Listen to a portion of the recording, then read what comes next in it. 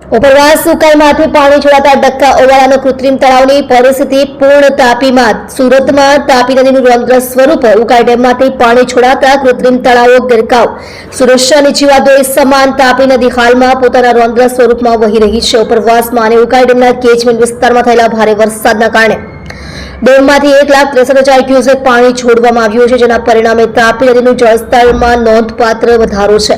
નદીનું આ પ્રચંડ સ્વરૂપ એટલું ભયાનક છે કે સુરતમાં નગરપાલિકા એસએમસી દ્વારા ગણેશ વિસર્જન માટે તાપી કિનારે બનાવેલા કૃત્રિમ તળાવો પણ પાણીમાં ગરકાવ થઈ ગયા છે।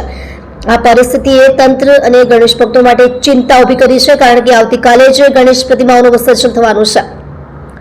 કૃત્રિમ તળાવો પાણીમાં ગરકાવ સુરત મનપાએ ગણેશ વિસર્જનની સરળતા અને પર્યાવરણની જાળવણી માટે શહેરના અલગ અલગ ઝોન વિસ્તારમાં ખાસ કરીને તાપી નદી કિનારે ડક્કા ઓવારા જેવા વિસ્તારોમાં કૃત્રિમ તળાવો બનાવ્યા હતા। આ તળાવમાં 5 ફૂટ સુધીની ઊંચાઈની ગણેશ પ્રતિમાનું વિસર્જન કરવામાં આવે છે, પરંતુ ઉકાઈ ડેમમાંથી પાણી છોડવામાં આવતા તાપી નદીની સપાટી એટલી બધી વધી ગઈ છે કે કૃત્રિમ તળાવો પણ પાણીમાં સંપૂર્ણપણે ડૂબી ગયા છે। મનપા દ્વારા તળાવોમાં વિસર્જનની વ્યવસ્થા કરવામાં આવી હતી, પરંતુ હવે પાણીમાં ગરકાવ થઈ જવાથી તંત્ર ચિંતિત બન્યું છે। સુરતમાં 80,000થી વધુ ગણેશ પ્રતિમાઓની સ્થાપના કરવામાં આવી છે અને મોટાભાગની પ્રતિમાઓનું વિસર્જન કૃત્રિમ તળાવોમાં થવાનું હતું। હવે આ તળાવમાં વિસર્જન કરવું શક્ય ન હોવાથી વૈકલ્પિક વ્યવસ્થા ગોઠવવાની જરૂરિયાત ઊભી થઈ છે।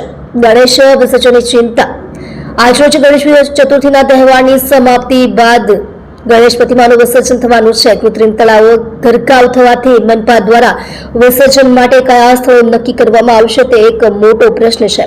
આ પરિસ્થિતિમાં ભક્તોને વિસર્જન માટે ક્યાં જવું તે અંગે મૂંઝવણ થઈ છે। સુરત મનપા હવે તાત્કાલિક ધોરણે નવી વ્યવસ્થા ઊભી કરવા માટે પ્રયાસો કરી રહી છે। શક્ય છે કે તળાવમાં પાણીનો પ્રવાહ ઓછો થાય તેની રાહ જોવામાં આવે અથવા અન્ય કોઈ સુરક્ષિત જગ્યાએ નવા તળાવો બનાવવામાં આવે।